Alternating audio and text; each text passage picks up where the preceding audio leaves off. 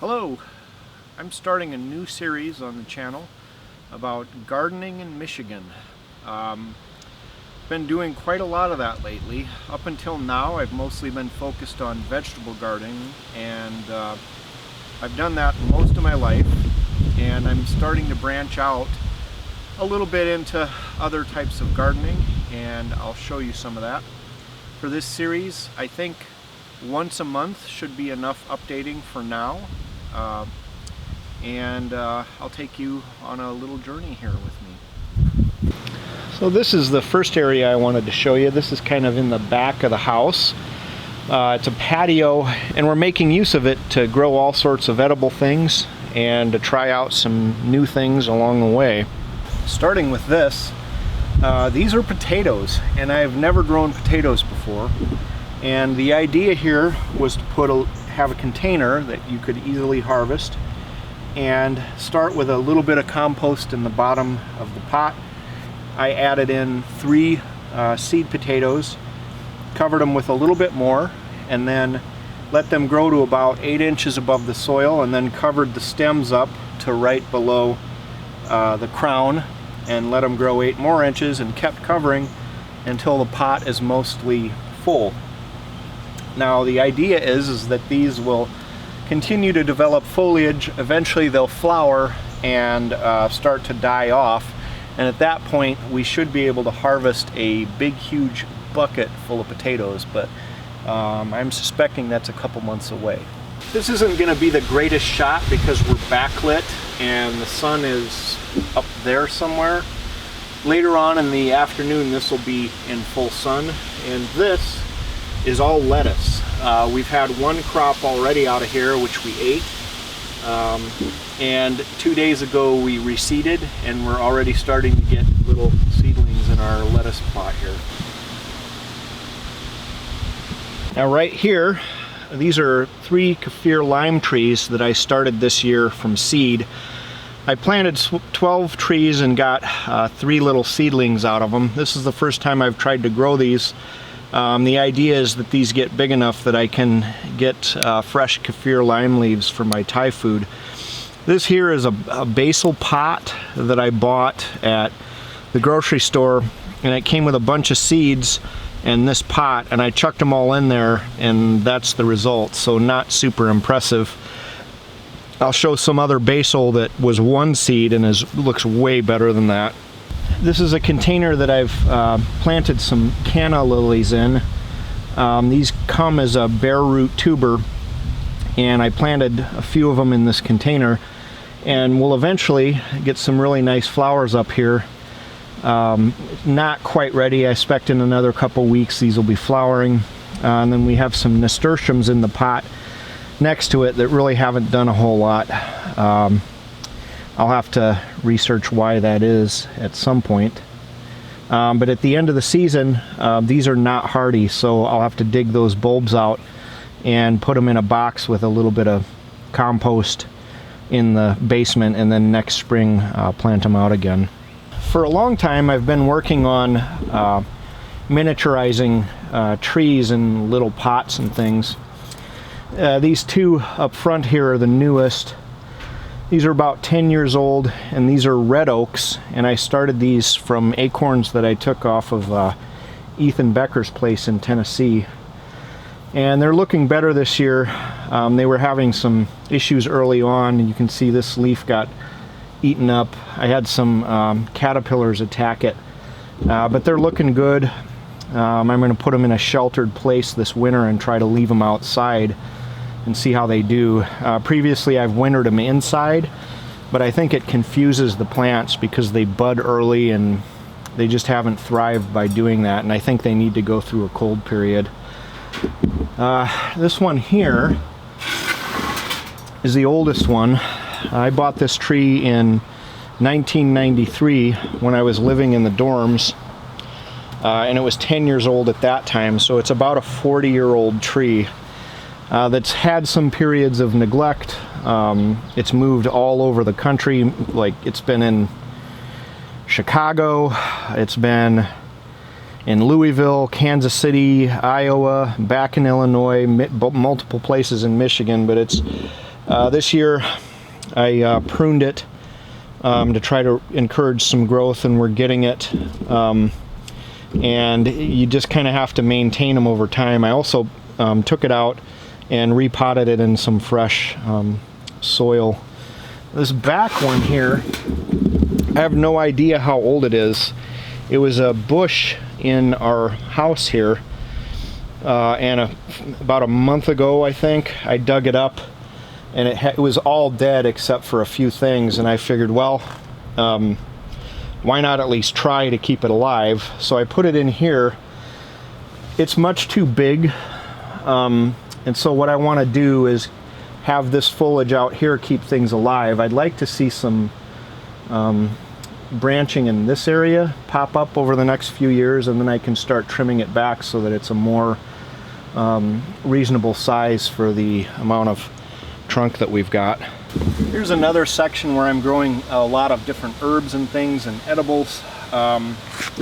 This is a grass that I took out of a prairie that I'm trying to see if I can keep it alive. It has these really neat little pink star-shaped flowers for the grass. We'll see how it does. That's a long-term project. This is some basil that I grew. Again, one seed made that versus the other seed in that bad pot. Lesson learned. Some oregano. This is horehound, and this will eventually be turned into horehound candy. And we've got kasuri methi, a few kasuri methi plants that haven't really done all that well, and I'm not 100% sure why, so I'll have to research that. But that's used in Indian cooking. Fenugreek leaves, and then the pods that form, you'll get methi seeds out of there. We're not to that point yet. Then Thai basil, some more oregano. We've got chives here. This is rosemary, which I love, and this is a lemon tree that I rescued from a hardware store, and it has really grown really nicely, and I've kind of been in the process of training some of the branches to be a little bit more flat. I'd kind of like to see this grow, stay short but grow out horizontally over time. These two towers here are another thing that kind of fall into that category of live and learn.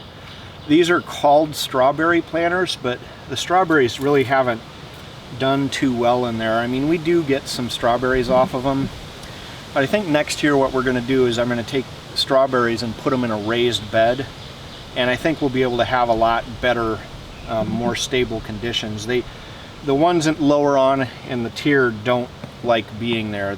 I think they all kind of want to be on the same level and live and learn, I guess. I've been keeping my jade plants outside this year. This one's quite a bit older.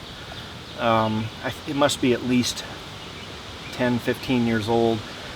This one was started off of a little shoot of this. So if you've got a jade plant, what you can do is just clip off one of these parts that's growing and set it on the counter, like literally set it on the counter, and little white roots will grow out, and once that happens, just put it in soil and you'll have a new jade plant. This is one of the easiest plants I've ever seen to propagate and keep going, and that's where this one came from.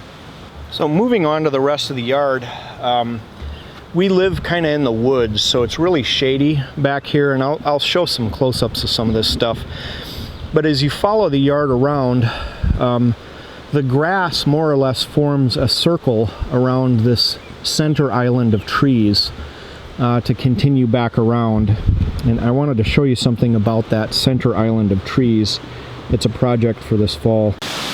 The neat thing about this center island is these odd-shaped trees behind me. And those trees are scattered all throughout this center island. But if you look, you've got all of these small crappy trees like this and these that really kind of detract from the whole picture of what's going on there. So what I was planning on doing was taking my truck and pulling all of that small stuff out of there, leaving those big oddly shaped trees, and then putting some paths through there so that you can walk through there with some shade plantings on the inside. You might see that there's a bare strip of ground in front of here, and it's actually not bare. In the spring, this whole area comes up with daffodils, and I took quite a few of the daffodils from other parts of the yard once they were done flowering, and drilled them in various places along here. So next year this will be a lot of daffodils and tulips that come up in here in spring, and then I need to put some other plants in here so that when those die back, the border isn't quite so bare. In here you can see that I've rented a turf lifter, and I've taken a 3-foot strip in front of those existing beds because I need to widen these out. And I'll show you why that needs to be widened in just a second. None of this turf is going to go to waste. So you can lift it up. Well, this section's a little harder because it's wet. But what you can do is you can lift this turf up like so, and then the idea is to put it grass to grass. And just to show you, this is a miniaturized version, but what you want to do is you want to take and turn grass to grass and then stack all of this up in a big pile. And what will happen is that this grass will decompose, and after 6 months to a year you'll have some really nice loamy soil with some rotted vegetable material in there that's good for enriching beds and such like that. Don't let it go to waste.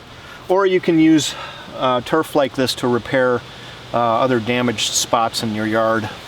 In the spring, these giant hostas like this, and I've got a whole massive amount of these things. Once the foliage is gone and once new starts coming up, what I need to do is I need to take and dig these out and divide them. And a plant this size will easily make 8 to 10 more smaller plants that can be put into other areas of the garden. So you need a place to put them, and I'm literally going to have hundreds of these next spring.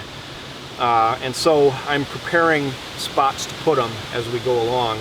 I did divide up quite a few of these this year, and I'll show you what those divided plants look like after a year.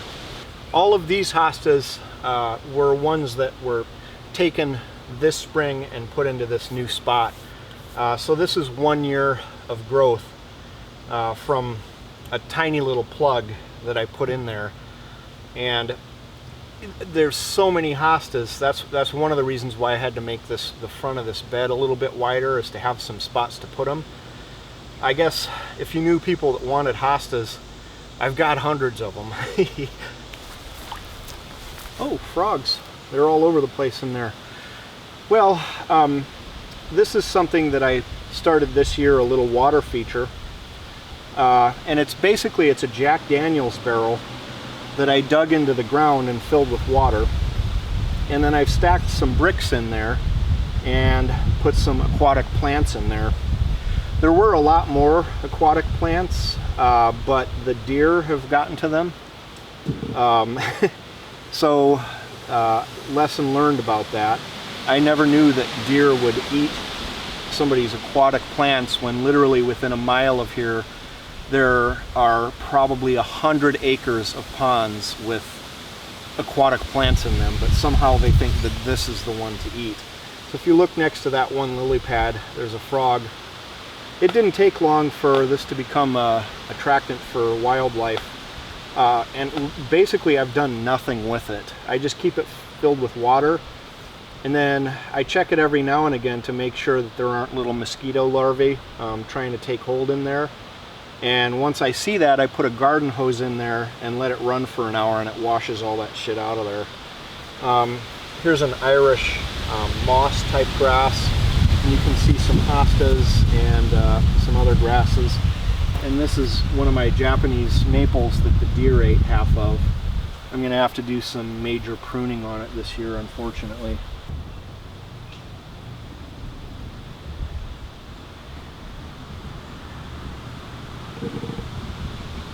One of the features of the backyard that I wanted to improve is that everything seems so random.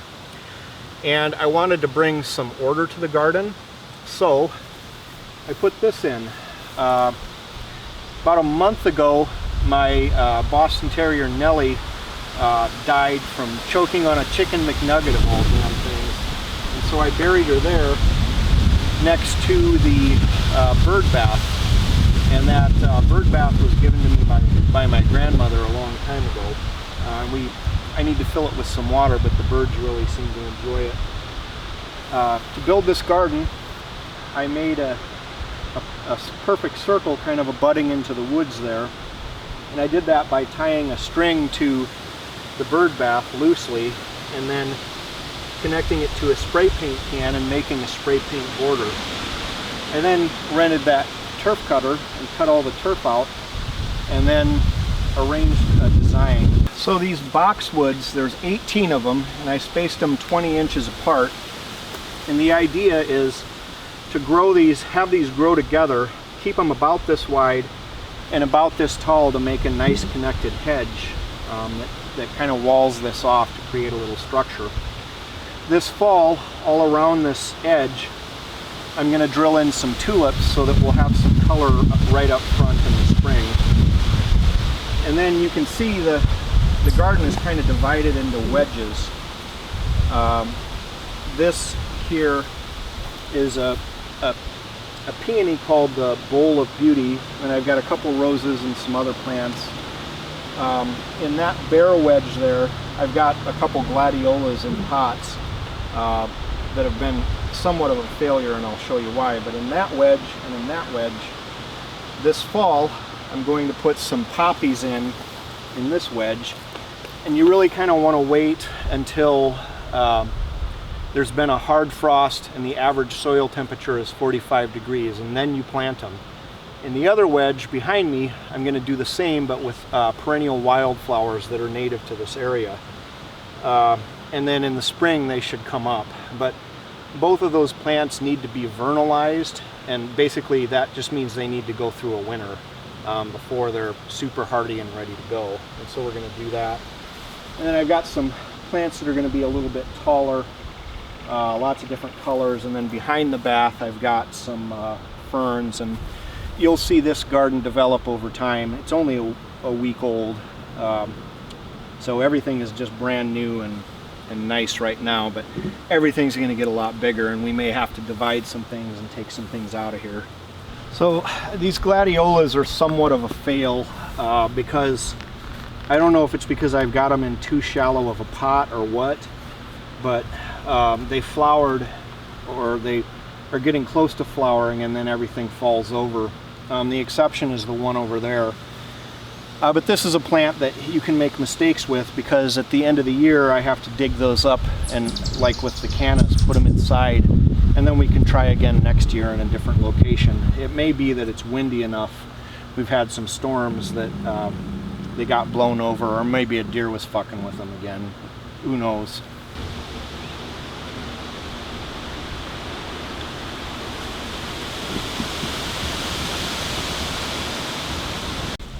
This is a tree that I bought at a garden show in Illinois, and we successfully moved it. And the idea is to do something about this planter. And here's a little bit of a rant. These grasses were way too big, and they just don't look good there. So we're trying to dig them out. And we got one dug out, but it took all day, because each of those grasses will make a sod this thick, and it's lodged in there. And then on top of it, we've dug some of it out, but there's a thing called boomer tech, all right? And if you see a garden that has plants that are restricted like this, you saw how big the other hostas were. This is just as old as those other hostas, but it's constricted and tight. And the reason is that what they do is they take a bed like this and they put that fabric weed suppressor in there, and then they put about 800 pounds of rock per square foot on top of there. There's literally that much rock. on top of all of that. And so, number one, that fabric and the way putting that rock on there makes the plants not behave like they want to behave. Number two, to get it out of there is a real pain in the ass. So if you see that, that's boomer tech. That's people that really don't want to garden and really don't care about like the plants doing their own thing and being like in the right place and being able to develop as they're supposed to. And so you end up with this. And this bed is going to be a somewhat longer term project. We're going to keep this kind of evergreen ground cover under there. That's actually doing okay. Those grasses are going to go, and we're going to have to figure out what else we want in there to look appropriate with the tree. The tree is kind of the centerpiece of this area. So this planter, this is really not the kind of thing that I'm into. My wife does these. Most of these are annuals. This grass you might be able to save. This canna is not hardy, so that's another one that we'll have to pull out of there and store for the winter. But that gives you an idea of what one particular type of canna lily looks like when it's flowering. And I do like what she's done because you've got grass and other things spilling out of there, and you know, a nice mix of plants so that it gives some interest. I'm just particularly bad at doing that. So this is another area that we've been working on. All of these trees were overgrown and falling basically out to the road, and it was almost impossible to mow under there. I don't like the grass anyway, so eventually that stuff is going to become beds. Just from one side of the road to the other though, you notice that this side gets a heck of a lot more sun than that side. And while I had the turf cutter rented, we started a little experiment down there, which I'll show you. Basically, I just cut a little patch of turf to see, this is kind of a test plot to see what wants to grow in these conditions. A variety of different plants here. All of whatever survives is going to get massive, and with all of these plants you can divide them up and use them in other plantings as you go along.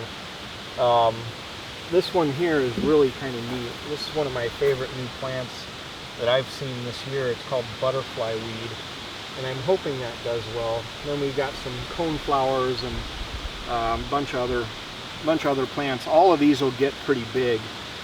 They're all perennials, and whatever lives we can use, like I said, to plant the rest of this driveway. More of interest to me is this hillside behind me. A lot of those sumacs are dead, and what I want to do is pull those sumacs out of there and trim some of these trees back so that I have kind of a sunny hillside. And I'd like to do that as a prairie, using prairie grasses that are native to this area, as well as some wildflowers. And I think that would be fire. That would look really cool. But that's a little bit longer term project. Kind of need to get some other things done first, but long term, maybe next year, we'll start on that. Now we're getting into my domain. This is the vegetable plot. Right up front here, I've got about 10 or so rhubarb plants. Some of these have lived in Iowa, Illinois, and northern Michigan and have made it all the way here. We bought some others to replenish the stock. This, when we moved in, was completely neglected, and you can see that that portion is completely overgrown, and I kind of wanted to see what would happen with it, so I left it alone and just tilled the rest of this. But that's going to have to be bush hogged out this fall, and I'll show you some of the stuff I've got growing and some of the problems I've had. This is okra, and it has been a real challenge to even get 2 of these to grow. I started out with a row about 12 feet long of these to try to see if I could make it grow, and there's something about it something about this area that they don't like, or maybe I planted them too early. But you can see that the deer have been at this one, so I'm not even sure if that's going to make it. I planted some green beans, but the deer ate those, and these are Brussels sprouts, which would be doing fantastically, but the deer have completely destroyed them. And this isn't what makes me the maddest, and I'll get to that, but this doesn't bother me all that much. I would expect that. I've got 2 eggplants growing, and so far the deer seem to have left those alone. These have flowered. This is a flower that will eventually turn into a baby eggplant. There's another one behind it. I started with 2 of these from seed, and one of them died, so I bought a replacement, but the replacement hasn't done as well. The next thing is 21 different pepper plants that were all started from seed. These here, I've already had a good crop of these jalapenos, and it looks like we're going to get another one. And for these, the first flush of these peppers, what I did was take them and slice them and pickle them in vinegar, water, and salt. And I'll show a jar of those. I don't like it when people add spices and shit and sugar. It just doesn't taste good to me. But I've got a ton of different peppers. Here I've got hatch green chilies grown, and I've already taken some hatches off of here, and I made some green chili. I've also got cucumbers growing, and I'll show those. And I've made some pickles so far. The deer raped a couple of them, but they seem to have left the others alone. Here we have a big row of raspberries that stretches all the way to the back of the garden, and they're just about done. We need to get out and pick probably a few more times, and then I'll turn that into raspberry jam. The deer have left those alone because they're spiky and they've got thorns. This was kind of a neat idea, and we'll have to see how it works out in practice. I planted something on here called loofah gourds, and if you've ever seen a loofah, like in Caddyshack. Are we still having tea? Oh! And you? Would you come and loofah my stretch mark?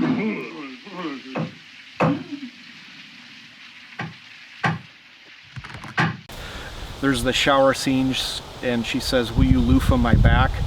Well, I always thought a loofah came from like a sponge from the ocean, but it comes from gourds. And I planted 4, but only 2 of them have survived, and one of them is looking a little janky, but we'll see. It's about to flower, and hopefully we'll get some gourds off of there, and I can show those a little later in the year. And now the crown jewel of the garden is 20 different tomato plants, different varieties and things. And they're starting to ripen just now. What I've been having to do is go through and kind of thin out some of the interior growth on these to let some air in there and just get a little bit better circulation and hopefully a little bit more sunlight to the tomatoes. It's only July 20th or so, and in a couple weeks I suspect we're going to be getting a ton of tomatoes. I've taken 3 off this year, and those were really early, and they were delicious. All of these were planted from seed. A couple of them had some problems and I had to replace them, but there's 20 total, most of them from seed, and I planted the seeds on March 1st. These are growing pretty darn vigorous, and it's because every Monday I've been coming out here and doing a little Miracle Grow, but I think I'm going to back off of that because the Miracle Grow has a lot of nitrogen in it, and the nitrogen is what's making these so bushy. It also has a good amount of phosphorus and quite a bit of potassium, but I'd like a fertilizer that I can spray that has more potassium and very little nitrogen, because that will encourage flowering and fruit growth. And I don't think that Miracle Grow is the right answer for that. But no matter what I do, we're going to have a ton of tomatoes. The deer did come through here and top everything, which doesn't make me terribly mad, except that You know, it sets some of the plants up back a little bit. Some of these, like the ones over there, are about 6 feet tall, and you can see they're plenty wide. You can see this one was topped here. But I think they could have grown even better if the deer had just left them alone. 3 cucumber plants all about this size, and this seems to be they seem to really like this spot because this is the best plant. And I've already taken enough cucumbers off of here. Here's another little baby that I've been able to can a little bit. And I like nothing fancy. I've got a video up on how to do these with natural fermentation. That's a great way to do it, but if you're not going to do it that way, don't use anything fancy. Just do vinegar, water, salt, mustard seed, dill seed, a clove of garlic, and dill weed, and that's a great recipe, and they always taste good. Back here, these are all blueberry bushes, but they've been somewhat neglected, and we did get a ton of blueberries, but the deer ate them. That really didn't upset me all that much, but next spring we'll go through and prune all of these, and I hope to be able to show some of these jobs as they're coming up. You know, because it is kind of fun to get in there and do that, and then to see the results after you're done. And now I'm going to show you what the deer did that really make me mad. I had a row of sweet corn, but you can see the deer have come through and topped every single one of them. So we're probably not going to have sweet corn this year. And the reason this makes me so mad is that within 1 mile of here, there's at least 1,000 acres of corn growing. And they leave that alone, but they come here, they walk clear the hell out of their way to eat a few little measly corn plants. And they probably spit it out. There's nothing in there that's good for them, but they just had to eat it, fuckers. This is a cherry tree that I've planted. It's still too young to get any cherries, but the deer did come through and eat off whatever ends they could get. I did build a protective cage, because the other thing they love to do is come in and rub their little stupid horns on the trunk and strip the bark off, because God knows there's not enough trees for them to do that wouldn't piss me off. They want this tree, so I protected it that way. In the fall, I'm going to come along and wrap the trunk with some insulating tape to help protect it over the winter.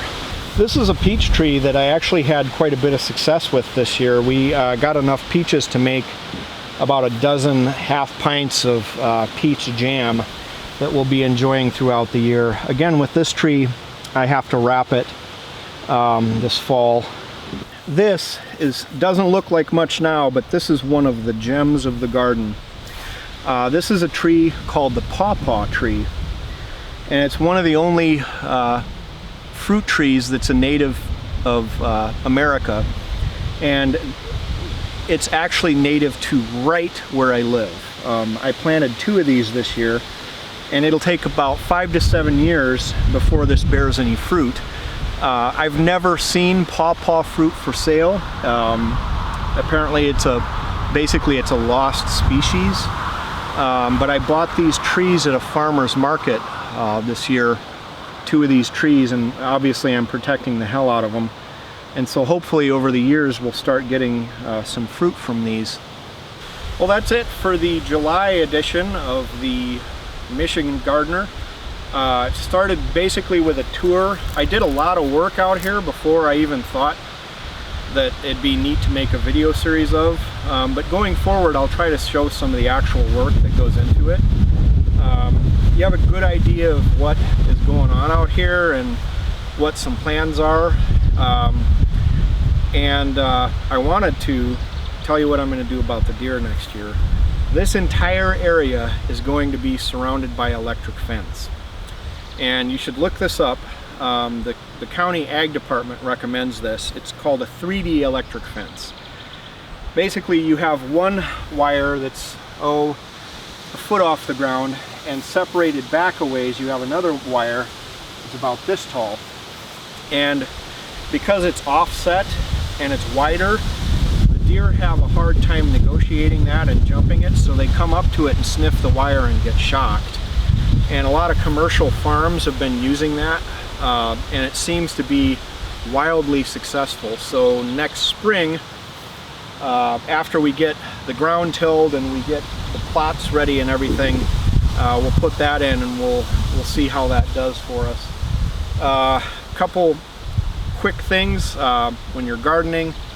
Number one, drink a ton of water. Number two, wear sunscreen, because time flies out here, and hours will go by and you'll have been out in the sun all that time and have forgotten to drink water, and you'll be burnt to a crisp. So wear sunscreen, wear a wide hat. I have one, but I didn't want to show it on camera yet because it's kind of goofy, but anyway, I wear it when I'm out gardening. The other thing is protect your damn feet. So, you know, running that heavy equipment like that sod cutter or digging with a shovel, you're not going to want to wear like soft shoes. I wear big, thick work boots for that, and mine have a steel toe in them just to kind of protect, you know, if something, God forbid, were to happen and it would try to go through my foot, my steel toe is at least going to offer some protection, as well as that thick boot. The other thing is that, you know, if you're pounding on a shovel, the sole of your foot's going to get real sore, and you can run into some problems with plantar fasciitis and things like that. Sorry about the wind, this is shot outside. But anyway, I'll see you in August.